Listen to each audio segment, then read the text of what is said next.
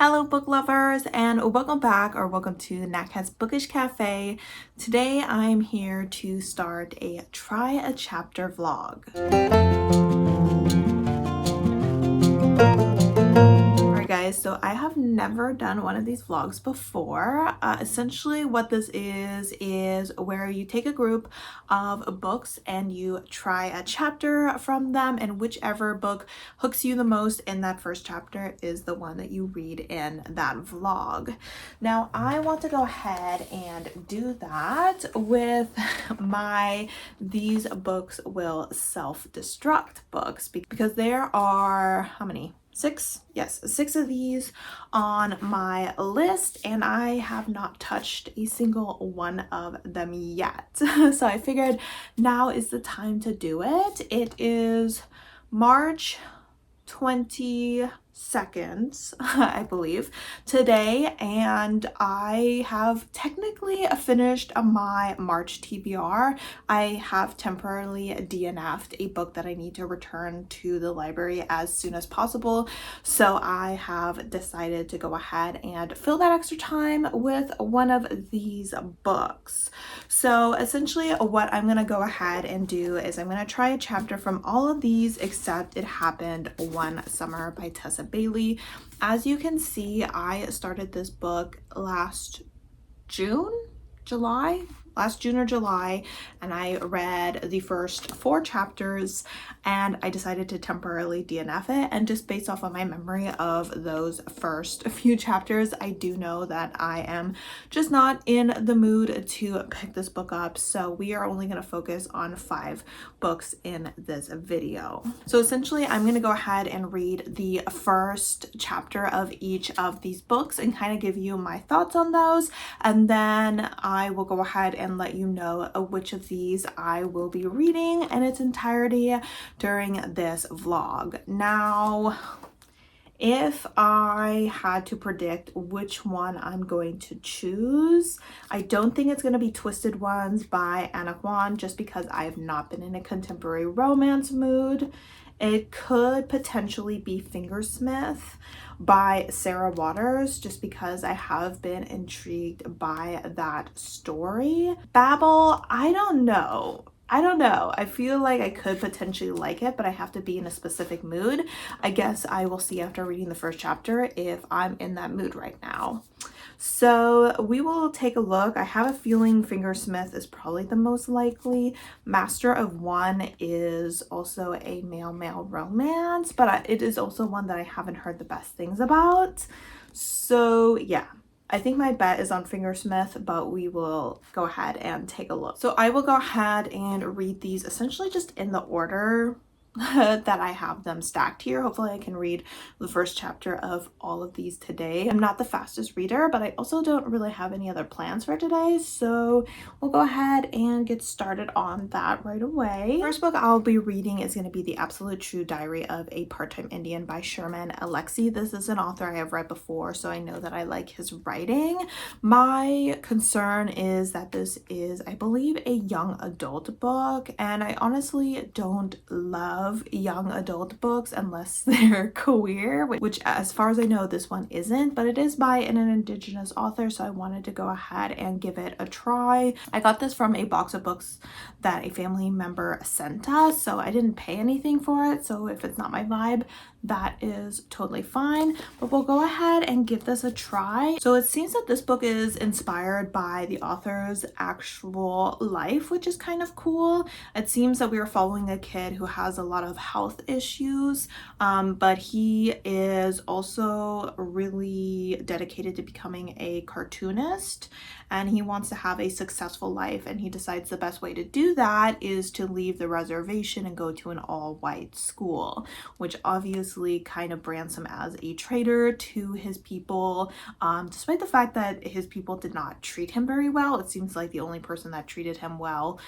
due to his like medical issues was his friend, and he is just kind of trying to make it through life with humor and wit. So we will see. I think it really depends if I like the character or not, on whether or not I will enjoy this book. But let's take a look at how long the first chapter is.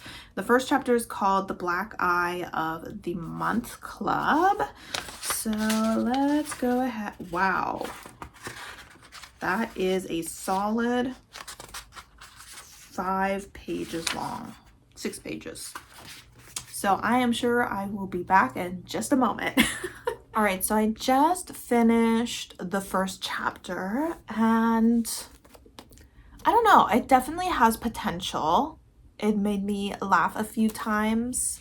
I will say he calls himself the R word a few times because essentially this chapter explains the fact that he was born with what did they call it? Extracerebral spinal fluid was on his brain, and so he had a surgery when he was really young that was kind of supposed to like kill him or turn him into a vegetable. It didn't really do either, but he still has a lot of issues. So he has seizures a lot, or he had seizures a lot as a kid. It seems like it's been a few years since he had them, but he's still very susceptible to have them in the future. He has issues with his vision. He was born with like 10 too many teeth.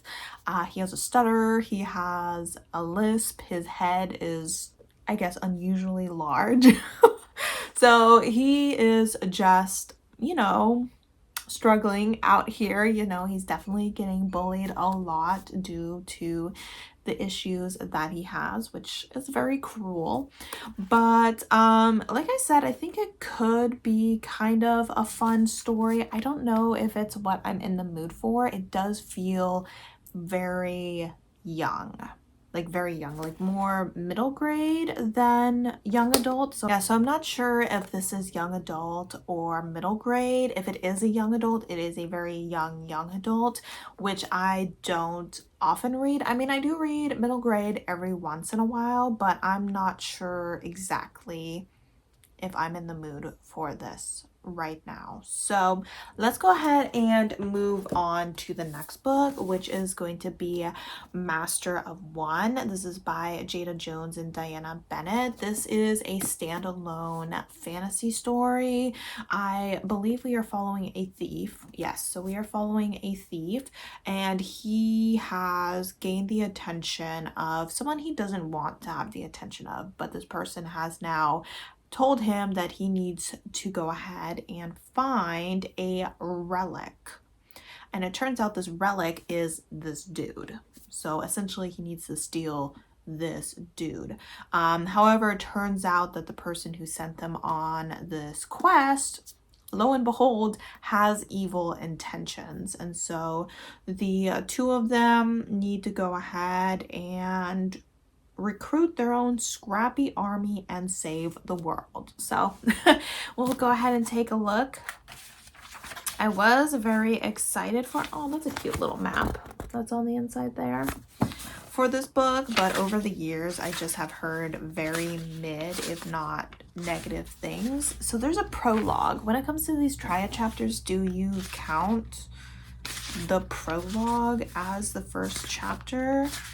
I mean, I'm going to go ahead and read the prologue and the first chapter because it looks like chapter 1 is like 4 pages long. So let me read the prologue and chapter 1, and that'll go ahead and get me a whopping 9 pages into this book. All right, so the preview, or not the preview, the prologue and the first chapter have been read. So the prologue essentially showed it kind of seemed like a relatively influential family, or at least affluent family, being slaughtered because one of them has some knowledge that the mage, I believe they called him, a sorcerer, sorry, his name is Moran, the sorcerer, wanted, and this family went ahead and died for having that information. And then the first chapter takes place a year after that, and we are introduced to Rags, our thief, and he is currently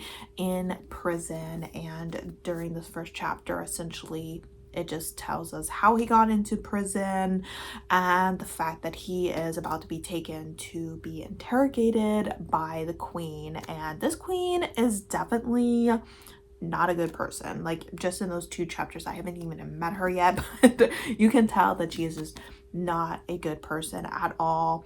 And I believe that he has realized that he is about to be interrogated by the higher ups rather than some low-level guards. He is being hauled away by the Queen's Guard, and he's kind of like, oh shit. I'm in a little bit more trouble than I thought I was. And as we know from the synopsis, it seems that he is going to be asked to steal a relic. So I am definitely intrigued to see where the story is. I am a little bit put off by the fact that this character is only 16 years old. Young adult fantasy is not something that I really pick up anymore nowadays, but we will see. I could potentially see myself reading this. It does seem like it could potentially be a quick, fun read, but we'll see what the other books have to offer. So the next book that I will be reading, or the next one I'll be reading a chapter from, is going to be Fingersmith by Sarah Waters. I believe she is well known for writing like modern classic lesbian stories. So this is a historical book. It's set in London, 1862. It seems we are following a woman named Sue, and she is a petty thief. So we're following another thief, just like we were in her other book. And one day she gets approached by a con man who wants her to work as a maid for a gentlewoman, and he is hoping to seduce this gentlewoman, and then I believe they are to maybe kill her, or maybe back in the day they were throwing women into like asylums and stuff for funsies.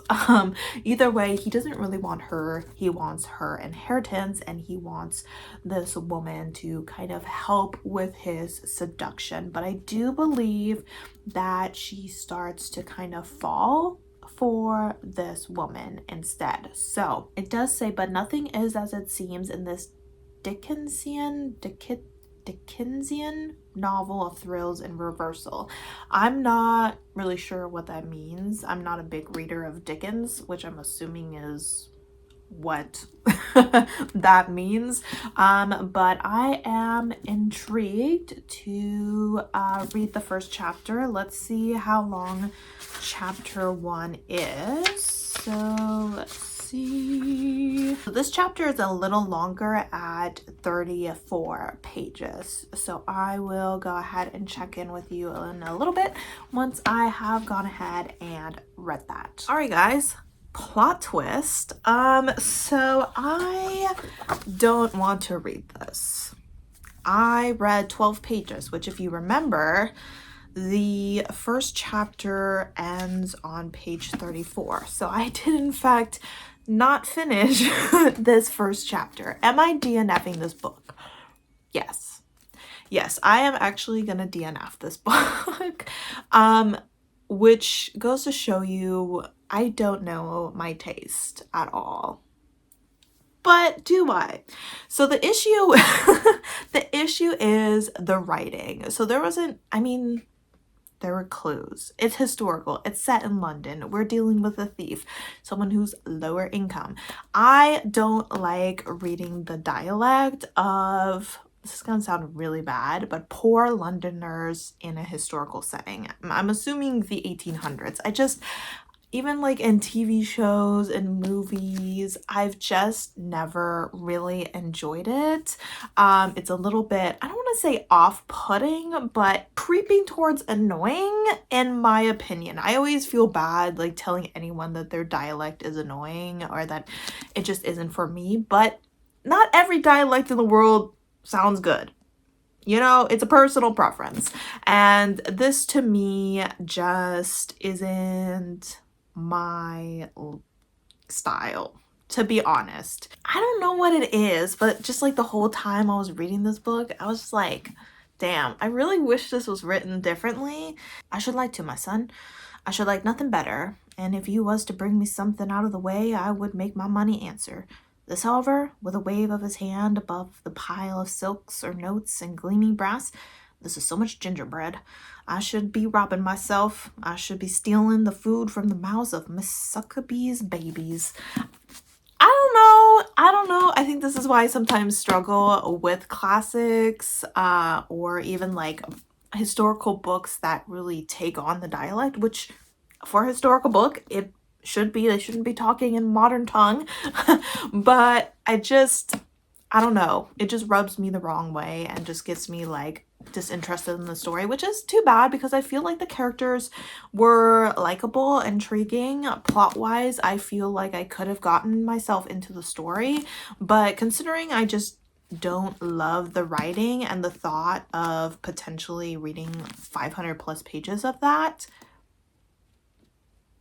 nah.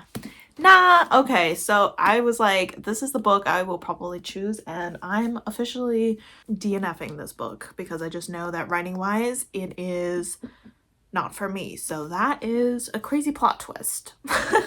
But let's go ahead and move on because we have 2 more books to get to. The next one, very different. Twisted Love by Anna Huan. Not super optimistic. I feel like even Anna Huan fans don't love this one. I don't know if this is her debut novel or if this is just like the first of her books that was like traditionally published or the first book in the series that made her big or what. But either way, the word on the street is that she has a lot of improvement from this book. I will keep that in mind. But like I said, I am not in a contemporary romance mood. It just has not been working for me recently, but this seems to be, is this a brother's best friend? Let me read. So we have Alex, who is a devil blessed with an angel's face, cursed with a past he can't escape. Yes, he is forced to look after his best friend's sister. He starts to feel something in his chest, a crack, a melt, a fire that could end his world as he knew it. These contemporary romances are just so dramatic. I'm like, no offense, but y'all normal people. Like, you're just a normal person living in a normal world.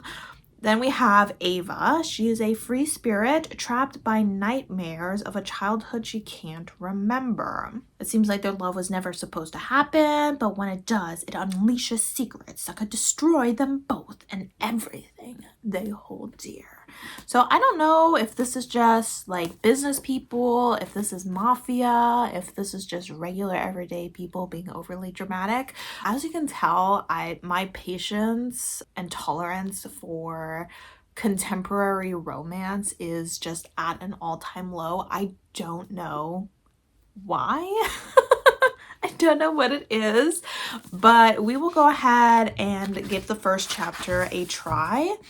So let's see how many pages it is. Hopefully not too long. Okay, 12 pages. So that's how many pages I made it into Fingersmith before I DNF'd it.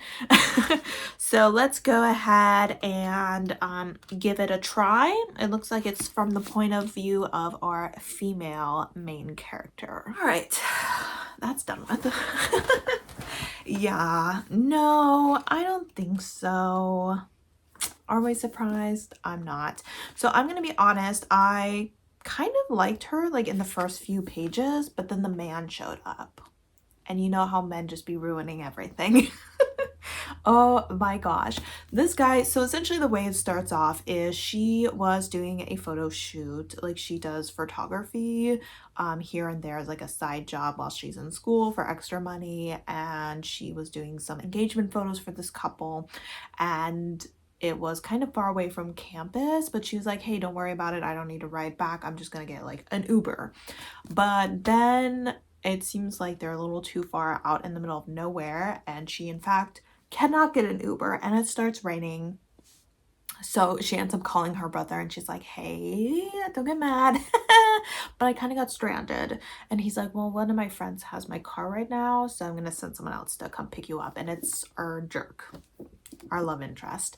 And he shows up and they're like driving in awkward silence because, you know, he's one of those dudes that's just too cool to talk. He's just, you know, he's dark and mysterious, and he's a genius who's like invented some sort of $1 million app or something before he even graduated high school, and blah blah blah blah. And anyway, so he asks her, he's like, what were you doing out here anyway? And she's like, oh, I was doing like an engagement photo, there's this really nice lake. And he was like, I don't care.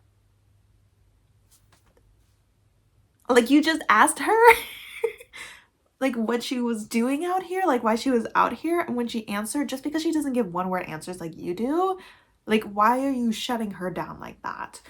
And then there was like this really awkward scene where, you know, because it was raining, she had gotten wet and she was wearing a white t-shirt. And tell me why, and I don't know if like what I do is unusual, but I would never wear a red lace bra under a white t-shirt. Like, I would never do that. Like, I would either wear a nude color or a white bra. Like, I don't understand. Like, I'm like, what? That doesn't even make any sense. I don't know. That's of course me just being nitpicky, but I was just like, he's like, you can't go out of the car like that. And she looks down and she's like, oh my God, my red lace bra is showing and my nipples are all hard because of the air conditioning. And he's like, I'm not staring at your breasts. You're not my type anyway. And I'm like, kill me now. I'm like, I don't want to be here. Anyway, luckily it was just 12 pages, so I can move away from that. I don't know if I'll return to it, to be honest. Like I said, I'm just not in a contemporary mood, especially when it comes to the heteros. And I have to admit, I'm just not a huge fan of watching men be jerks to women.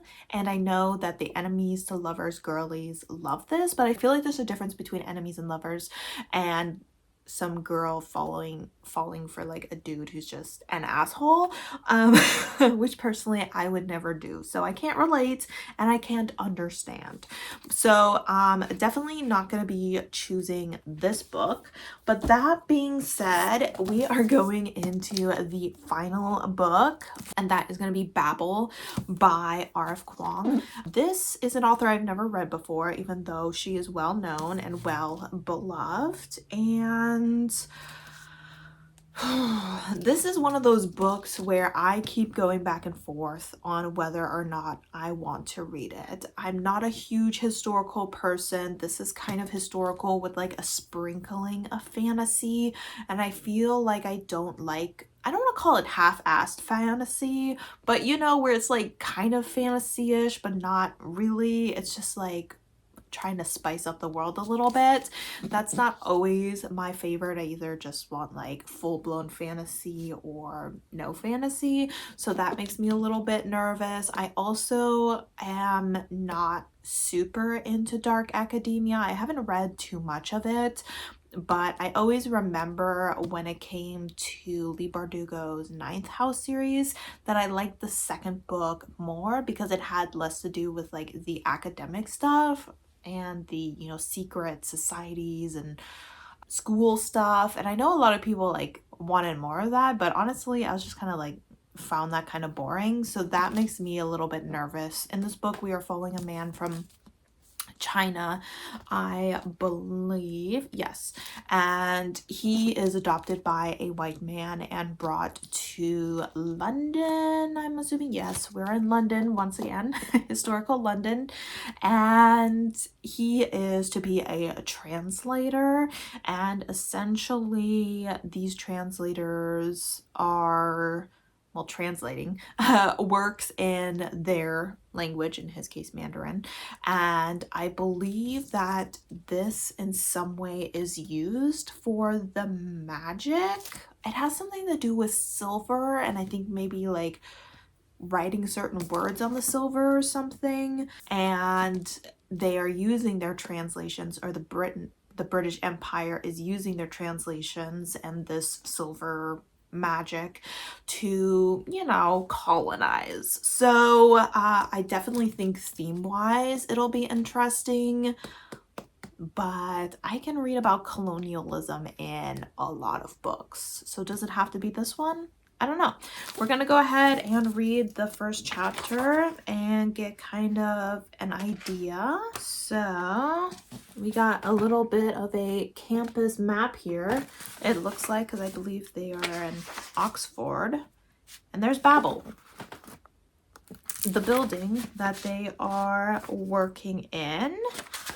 So author's note. Okay, so chapter 1. All right, so 18 pages, and it is a book of the month copy. So book of the month usually has slightly larger text, so it shouldn't take too long to get through. So I'll go ahead and read that, let you know my thoughts, and then we will choose which book I am going to go ahead and read. All right, so we have finished the final chapter of the final book. And this is gonna be a hard choice. I did enjoy this chapter. The writing is quite good, no surprise from a well-beloved author. I am definitely intrigued to continue the story. We essentially in the first chapter are following our character, who is now going by the name of Robin. That's their English name. It never mentions their Chinese name or anything like that, and he is to shed essentially that identity as he goes to England. And it seems that there was a plague, I think they said cholera, that was going through this part of the world, and he is the sole survivor of his family. And this professor has shown up to take him to England. It kind of seems as if this has always been the intention, because our character had this English woman living with them, and so he is quite proficient in the English language already. And based off some conversations that he and the professor had, this boy's family was years ago quite wealthy, but this money was kind of squandered by his uncle, and so when the professor finds them, they are living more of a life of poverty. So it seems that maybe when they were a more wealthy family, they had made this deal with this English gentleman to raise their son to be a translator. We did get a little glimpse of how the silver works. So essentially it's a silver bar, and on one side it has a word written in one language, and on the other side it has a word written in English, and you have to say both of the words correctly and everything, and then it'll cause something to happen. So essentially our boy was quite sick because he was in a cholera infested neighborhood. Essentially, like, his whole entire village was wiped out, but the professor had like set this metal bar on him and said this word in French and then said it in English, and it had in a way cured the boy of this disease, and he is now on his way to England. And he kind of already has left everything behind, like mentally even. He's like, okay, this is my new life. I no longer think in Chinese. Okay, I only speak English. I only think in English. Okay, I have the English accent. I am not gonna think about my family of the past. I'm not gonna think of the life that I lived or anything along those lines. So you can very much tell that he is already here from day one, disconnecting himself from his home country. Is it because he feels like he has nothing there anymore because he has no family? Is it because he has had such a traumatic break from his home because he thought he was gonna die?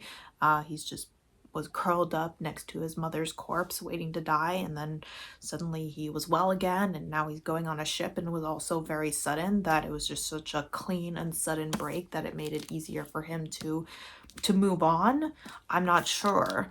But there was also this scene that was interesting because they were getting on this ship, and there was a Chinese man trying to get onto the ship as well.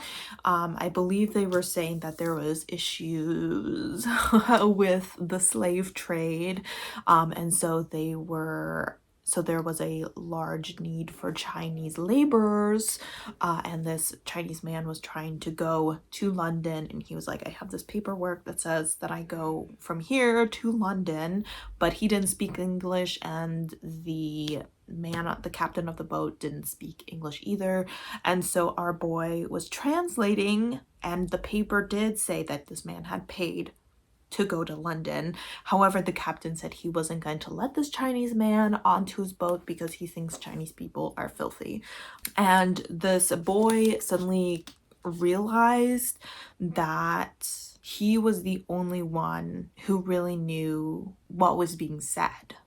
You know, he could lie to this Chinese man, he could alter what was being said. You know, he had kind of this weird power in this situation. You could kind of tell that he saw that he was in a kind of, he almost saw it as like a precarious situation where like if things went wrong, it would also kind of be his fault.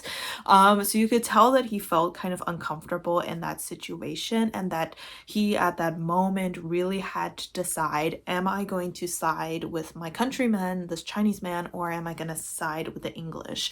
And he obviously, for his own benefit, sided with the English. And I just thought that scene was really quite interesting, where you could see how self-serving people can be, and how almost like the cowardice of certain people can negatively impact other people and maybe even countries as a whole. Now, I'm not saying that everything bad that's going to happen to the Chinese population moving forward is the fault of this young boy. You know, he's a kid, you know, but at the same time, you can definitely see that he had the opportunity to kind of stand up and say, hey, well, this Chinese man is saying that he paid for these papers, and so you should let him on the ship.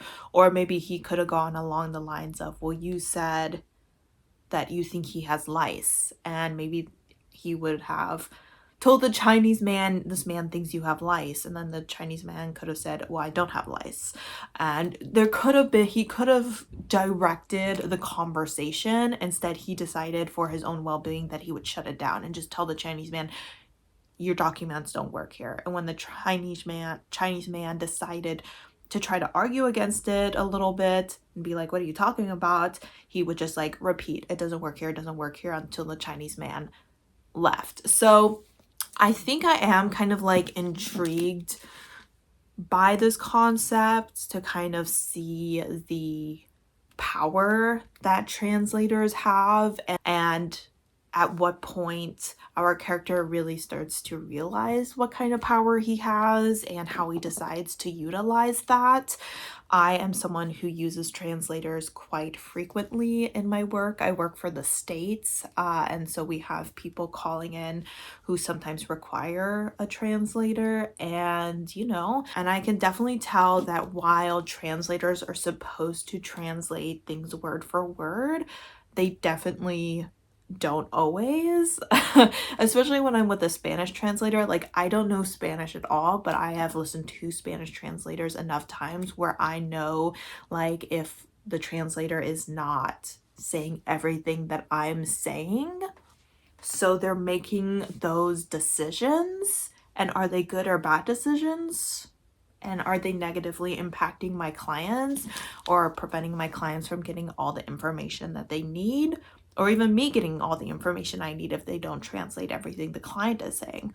So I think the concept of translation is incredibly interesting. So that makes me want to keep reading this book. But at the same time, I don't know. So, I mean, we know for sure that these two are off the table. Like, this one, because of the writing style, is off the table essentially for good. This one, I find it hard to believe that I will ever pick this up, but I'm not saying it's a permanent DNF right now or anything like that. These two books, this one had a intriguing beginning to me. I will say that the fact that I haven't heard the greatest things about it makes me a little bit nervous. This one, on the other hand, it's hard because I feel like a part of me could appreciate and maybe even enjoy this story, but I feel like I'm not really in the mood for a middle grade right now, and just based off of the first chapter, it was definitely giving middle grade vibes. So I'm gonna say no for now for this, but I could potentially later in the year come back to it. So now we're between these two, which are the two longest books. Both of these are over 500 pages. But which one do I want to read? This one I definitely think is probably going to be better written. I would be very surprised if this one was better written. No offense to these authors, just based off general consensus, this one is probably going to be superior writing. It's probably going to be more interesting theme wise. But then as far as like story wise, I don't know. I mean, I feel like this character, I definitely was a bit more attached to him, but I also spent a little bit more time with him than with this character, which I think I spent maybe a total of 5 pages with. So it's kind of hard for me to say that I didn't like this character as much. So I think both of them, this one I think might be more interesting for a vlog, because I definitely think that I would have more to say about it, but this one would also be an easier read. So that's the question. That's what it really comes down to. Like, do I want a more thought-provoking, deep, intellectually stimulating read, or do I want what is probably going to be more of a fun, quick, easy read? And I don't know what I'm in the mood for. It's hard because I did just start a nonfiction book, so if I want something more intellectually stimulating, I could just pick that up as well. But at the same time, I do know I want to read this. I think I would like to give both of these a try. This one, there's a part of me that wants to say reading this more in the fall, in like the winter time. It's just giving more of the vibes rather than this, which seems to maybe have to do with Faye a little bit, which is giving more spring vibes, and we're going into spring. So like content wise, if I'm thinking about like the vibes that I'm currently feeling based off like the season and how I'm doing like mentally, I kind of want to go with Master of One, just because while I think I will enjoy this book and the themes, I think because I am currently reading a nonfiction book that is about the Indigenous people in Canada, written in the 1960s. This is a nonfiction written in 1969 about the Indigenous experience in Canada. So it's very depressing. You know, we're dealing with an oppressed group that has in a way been colonized. So I think that while I'm reading that book, reading this on top of it would probably just be a little bit too much. On top of that, I will say that I just read a couple of books that were just a little bit tougher topic wise, and I just felt a little bit worn out by that, especially since nowadays on the news and everything is very depressing. So I think just for mental health reasons and just season vibes, I'm gonna go with Master of One. I will definitely be returning to Babel probably later this year, because I did quite enjoy that first chapter. I enjoyed the writing, so I definitely think that this will be a good book, and maybe I will do a spoiler-filled vlog for it, because I feel like I would have a lot to say about this book. So maybe I'll do a spoiler-filled vlog later this year. Let me know if that's something you guys would be interested in. I know that this book was popular like a couple of years ago, so I'm a little late to the party, but still, I think I would like to do a spoiler-filled vlog for this, and this is not a spoiler-filled vlog. So that being said, I think we're gonna go ahead and go with Master of One. It's a standalone fantasy, so that's really great. It's got fae, which I don't always love, but it is giving kind of spring vibes. We do have kind of the evil controlling government that seems to be very much using violence and the guard to control its people, which we do be knowing governments use their police to control the people.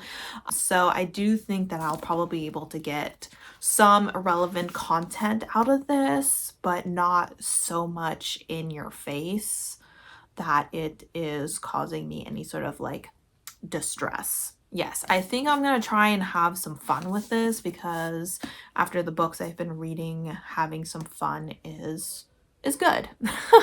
It's good to have fun while reading, and you know, every once in a while reading definitely is for escapism. Obviously reading is always political, but every once in a while it is good to just go out and have a little fun and escape reality for a little while. So I think I'll go ahead and do that. Plus, I love a queer book, a male romance, so I know that'll be right up my alley as well.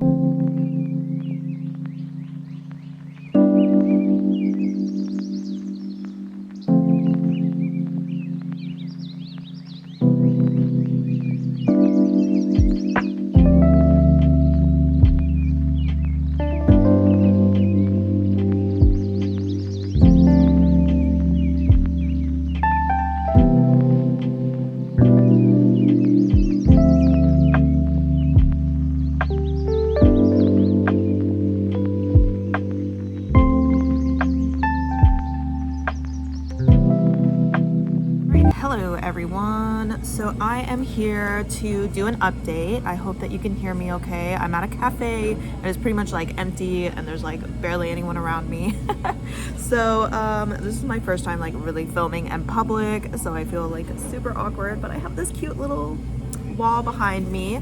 So I am 86 pages into this book, so essentially I feel like we've kind of completed the first part of the story. So it's like I said, we have this guy, he's a thief, and he gets tasked with finding this treasure, which is this dude.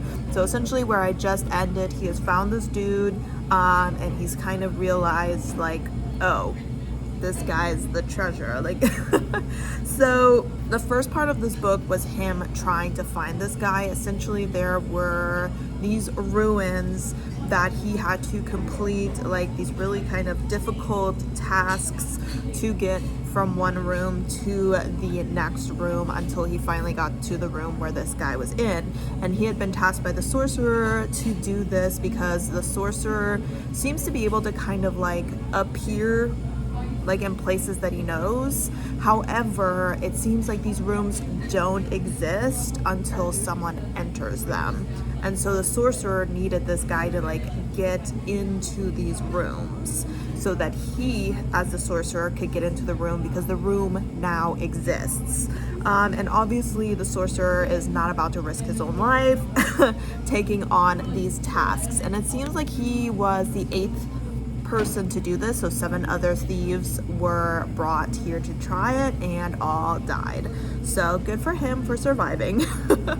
Am I enjoying this book? I think so. I mean, it's definitely not going to be a 5-star read or probably even like a 4.5. My guess is probably going to either be a high 3.5 or like a 4-star read. It's going to be like a good time. It is a relatively quick read. This last chapter was a little bit longer, but for the most part, some of these chapters are just a few pages long, and there's something about short chapters that just makes them really easy to go through. So it has been a relatively quick read.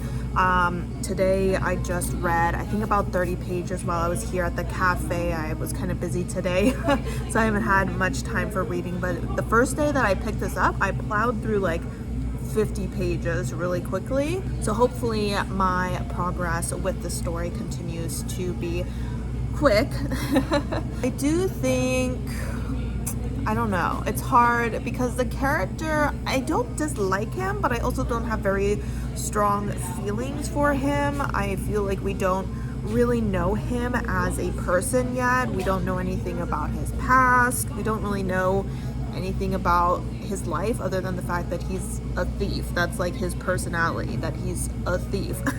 So I do hope that now that we have maybe this guy, the two of them might start having conversations where they kind of get to know each other, and so we'll get to know the characters as well, because right now they're not really giving me anything, and I am someone who really enjoys loving my characters, and so I think if I continue to feel very blasé about the characters, then I'm going to continue to feel very blasé about the book as a whole. That being said, it seems like the first task is completed and he has discovered this. He's not really the treasure, but he is the one who knows where the treasure is, and it seems the treasure is this weapon that many hundreds of years ago the Fae had given the humans so that, you know, they could have peace. They're like, hey, we're gonna trust you with this weapon as like a peace offering, and then the humans said fuck you and destroyed the Fae with this weapon, and the Fae kind of scattered across the world, and they scattered the weapon with them. And so the sorcerer is trying to find all the different pieces of this weapon so they can obviously put it back together and probably cause some mayhem. So the Fae has kind of been like, okay, I will help you find it if you don't kill this guy. So because this guy woke the Fae up, this Fae has like really extreme loyalty to him. So it's kind of like they're bound together now, and this Fae is willing to show this evil sorcerer where this deadly weapon is just to save our character's life. So that's not great. But you know, that being said, we are probably gonna go ahead and go on our adventure, considering that all of the pieces are in different parts of the world. I'm hoping that we get to see some more of the world, learn a little bit more about how it works, and get to know some more of its history, get to know some more about the Fae and all that jazz.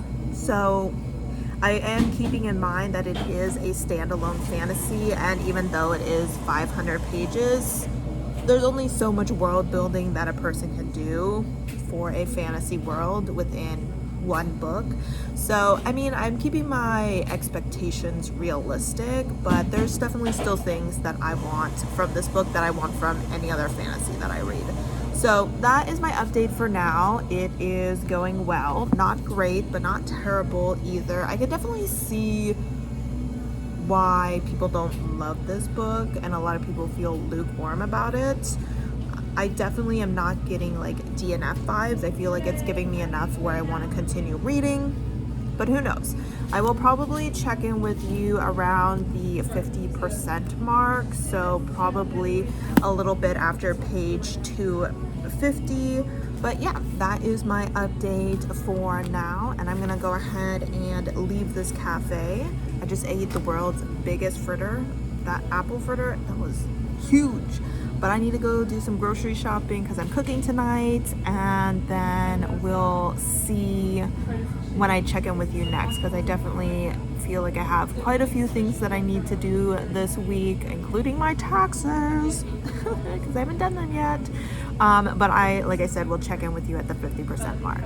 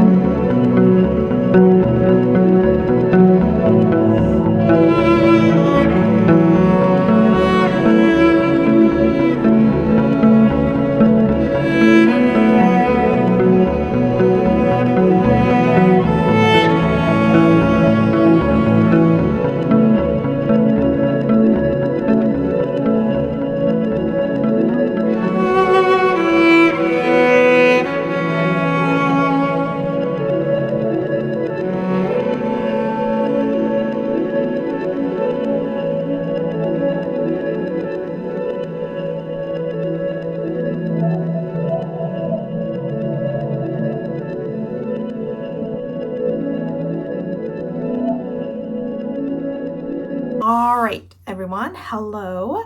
My mom is cooking and she was just using the tic-tac tilly.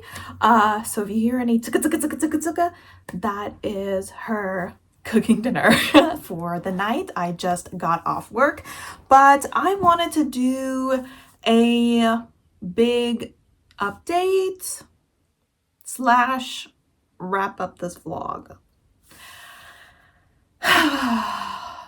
So I am filming this update on, what is today? The 6th. It is Monday.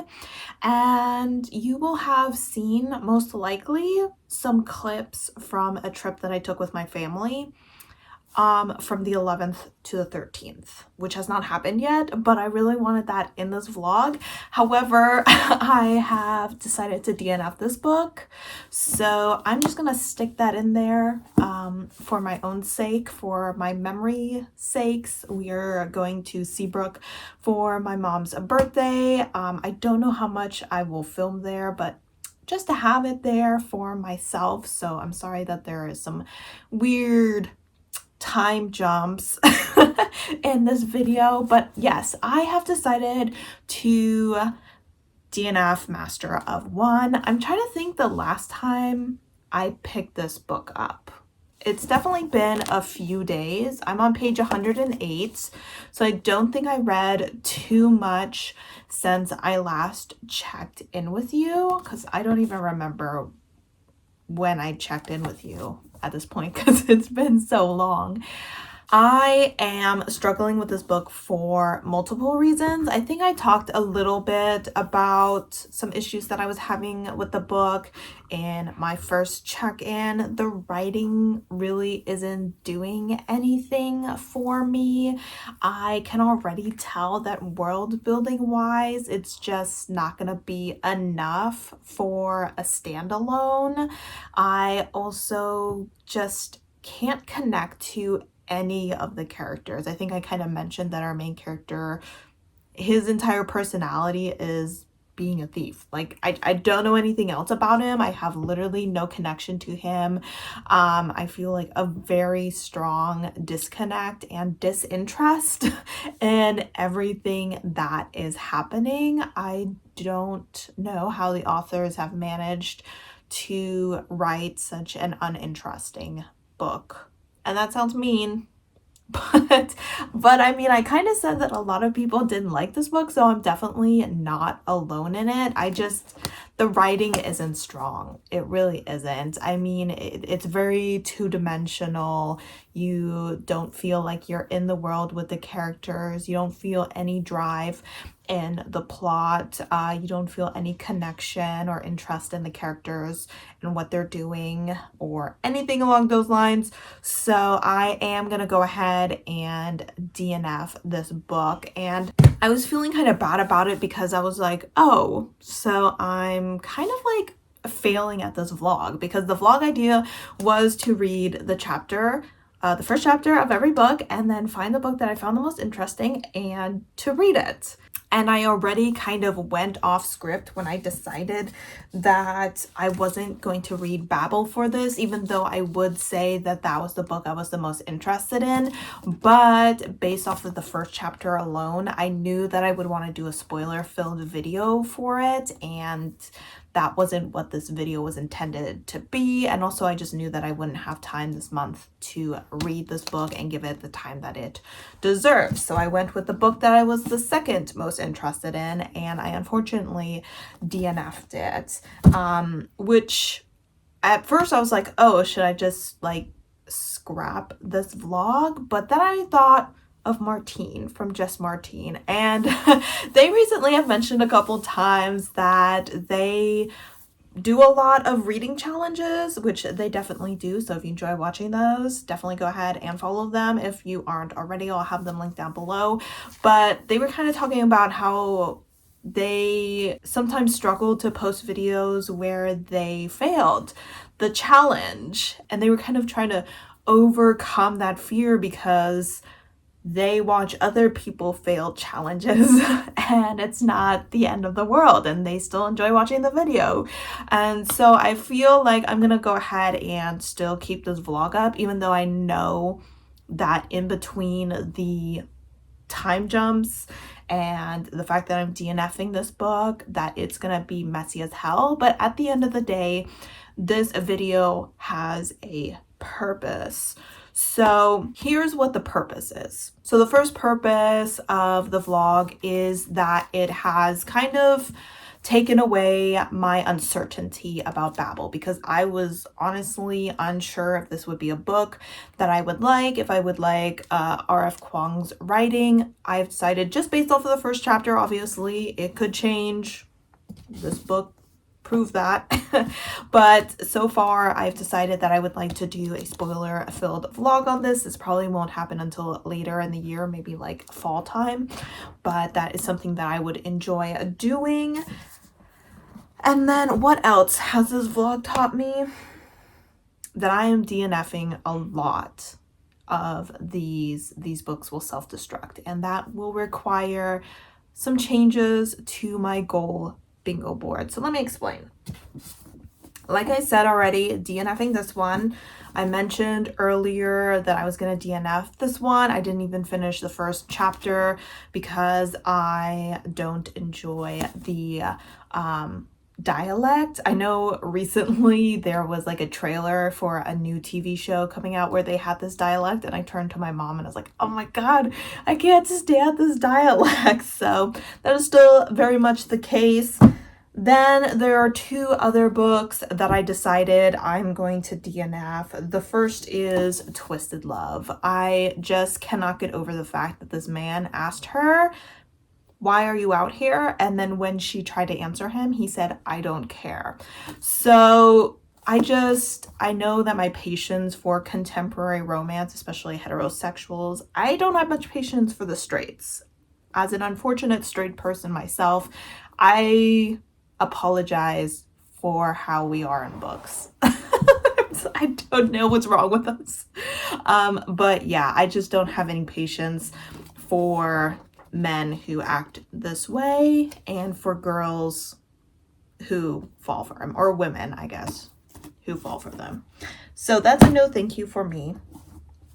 The other one, I kind of mentioned that this one I had read last year. I'd read the first 4 chapters of it while I was actually in Mexico, and I temporarily DNF'd it, and I was like, maybe one day I'll pick it up again. I just need to be honest, that's not going to happen. Once again, contemporary, heterosexual, very basic, traditionally published, or at least I think these are traditionally published. Not really my thing these days. Also, this is like one of those men. He is like the version of the I'm Not Like Other Girls, but the dude version. And the dude version of I'm Not Like Other Girls, so that I'm Not Like Other Guys, is that he is like, I don't openly show that I'm attracted to the conventionally attractive woman who has entered my small town. I just secretly pine for her and then treat her like a jerk to her face. And I'm not into that kind of guy either, so I know I'm not going to read that.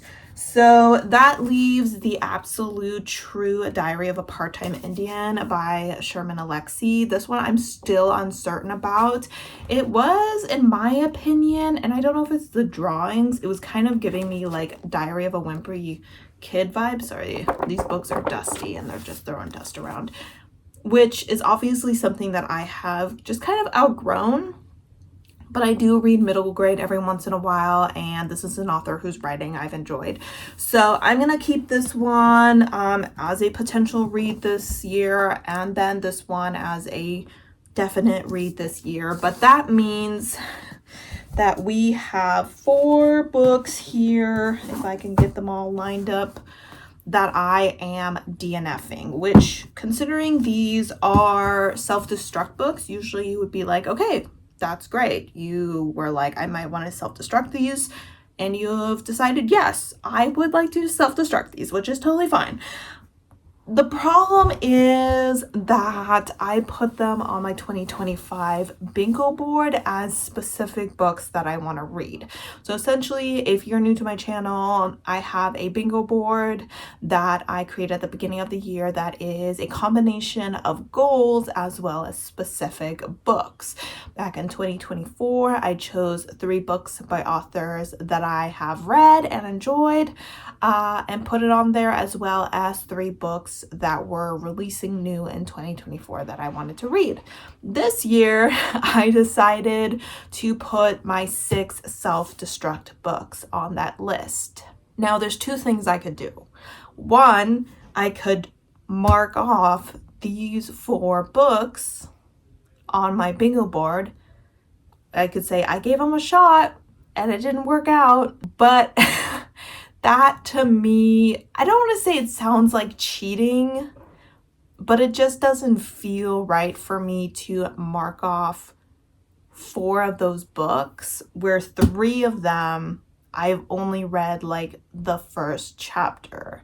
So to me, that doesn't really sound like that great of an idea.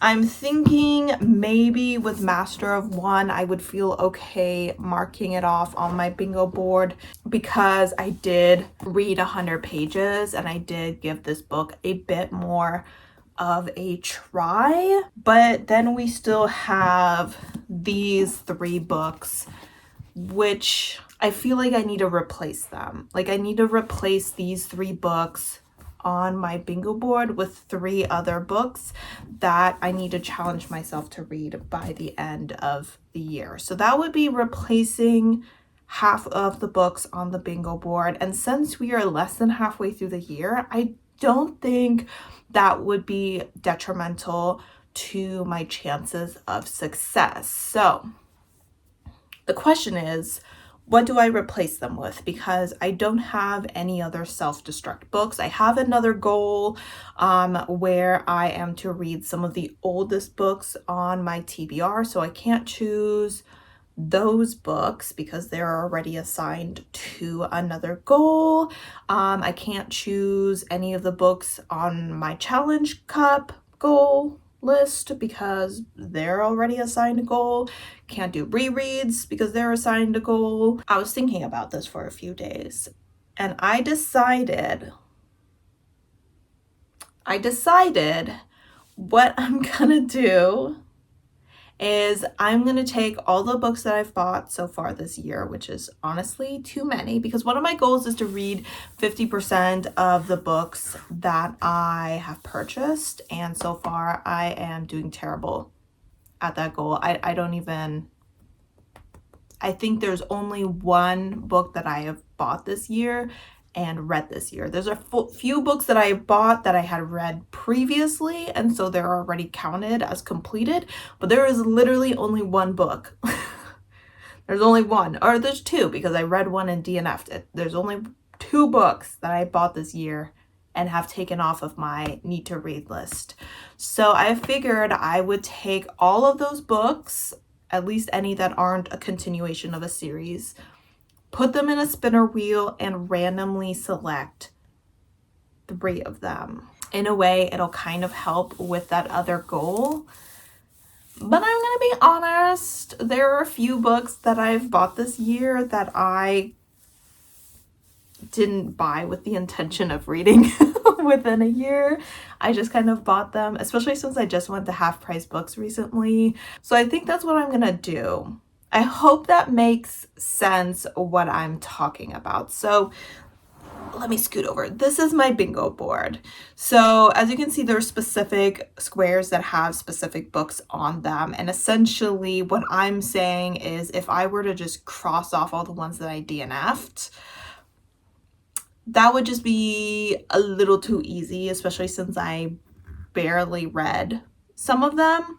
So I am going ahead and replacing the 3 books that I only read the first chapter of with 3 books that I purchased this year, and then I have to read those books by the end of the year if I want to complete my bingo board. So that's what we're going with. That is the big change. So let me go ahead and create that spinning wheel, and then we'll go ahead and spin it here and we'll see which 3 books we will be working with. All right, so we should be able to see this. Let's get rid of these ads here. So I put almost all of the books. There is a few books that I didn't put because I already have specific plans to read them.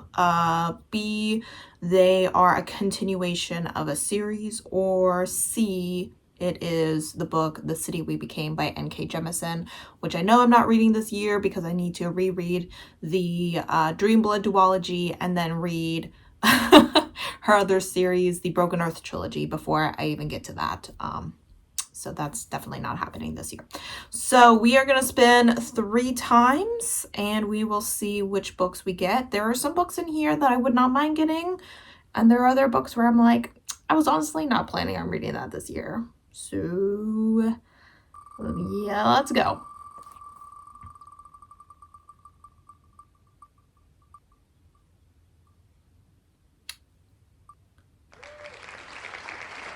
Red. Okay. I'll grab these books in just a little bit. So the first one was Red. This one I'm not upset about because I have been wanting to read it. I've just haven't gotten it on a TBR. So spin number 2.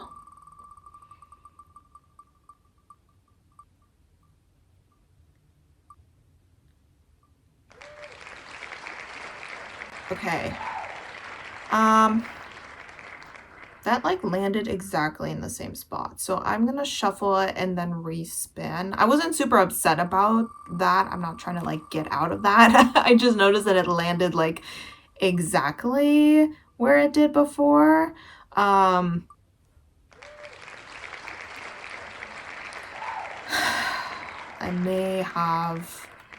may regret my decision to do what I just did. Black Earth Wisdom is a book I just bought, but it is a nonfiction book. And while I yes have a goal to read 6 nonfiction, was this going to be one of them this year? I guess it is now. Okay, let's shuffle again and then spin one more time. There is one other nonfiction on. There's 2 other nonfictions on here, so let's.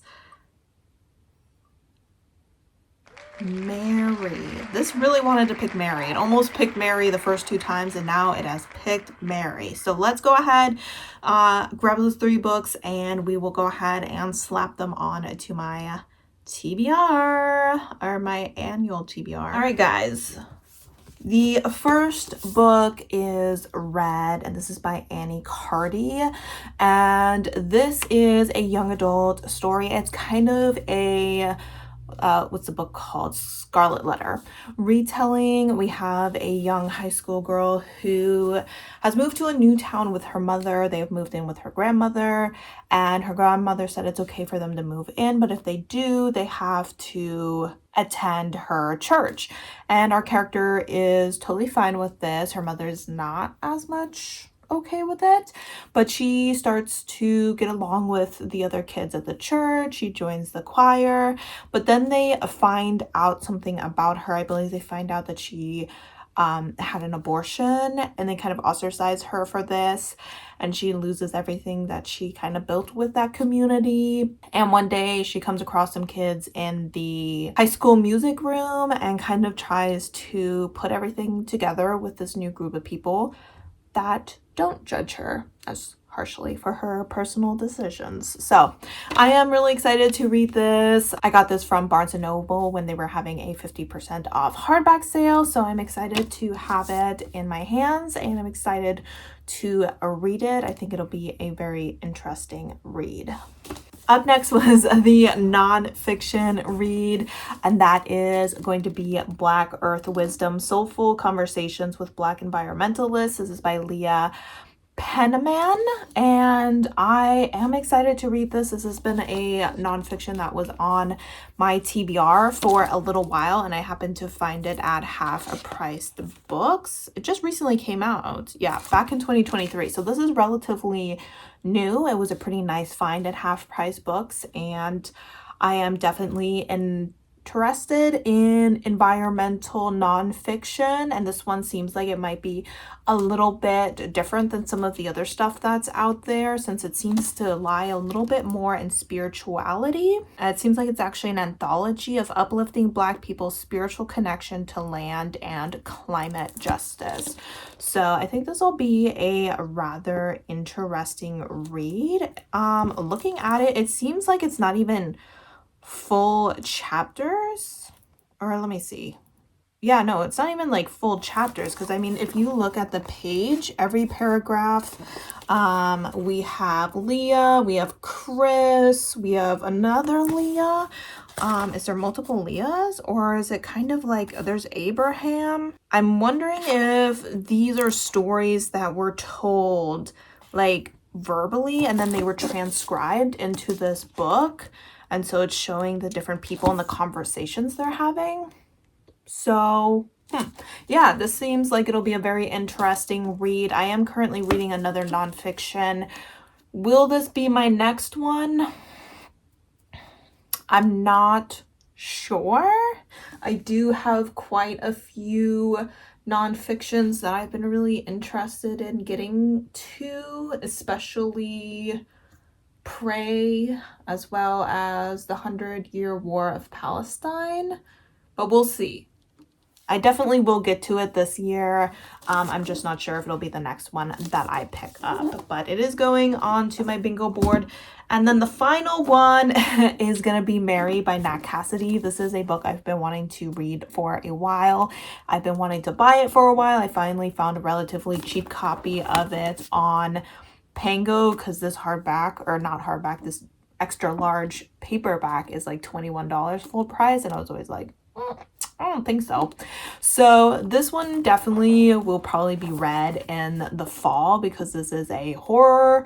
It seems we're following a woman who's going into menopause, but she's having some unusual symptoms, and it kind of seems like maybe she's being haunted or something. So I've heard primarily good things about it, so I'm really excited to get to it. I've been wanting to read it during the kind of spooky season for a while. So this year, hopefully that'll happen for sure, since if I want to get a blackout on my bingo, which I would like to do, I need to go ahead and read this. So that being said, at the end of this vlog, if we look at my bingo board, I have crossed off the Master of One. I've gone ahead and counted that as a, even though I didn't complete the book, I'm going to go ahead and count it as me having at least attempted it. And then I have gone ahead and added these 3 books. So I need to read these 3, Babel and the, what's it called? The Absolute True Diary of a Part-Time Indian, by the end of the year. So feeling confident about all but the Absolutely True Diary of a Part-Time Indian, to be honest. We'll see. We'll see. You never know. So that is this very awkward and kind of chaotic vlog. Sorry about that, guys. I did not think that that was where this would all end, but it is. And I'm not too upset about it. You know, it is a bit of a weight off of my shoulder, knowing that all of these books, you know, especially the 3 that I went ahead and just decided to DNF even after 1 chapter, have kind of been like sitting at the back of my mind for a while, with me being like, oh, I have to read them by the end of the year. I have to. I mean, I'm not really feeling them, but I have to read them. And now they're gone and I don't need to worry about them. The books I've replaced them with are newer books, and so they are books that I know that I am more interested in reading, and so I know I'll be able to prioritize those books a little bit more. So glad I did this vlog. It's not what I expected, but you know, it still turned out relatively good, and I hope that you enjoyed it for what it was. I would love to know if you have ever DNF'd a book after 1 chapter. Usually I try to give a book a little bit more than 1 chapter, but sometimes when you know, you know. That being said, as always, guys, thank you so much for supporting my channel by watching my videos, and I hope to see you next time. Bye!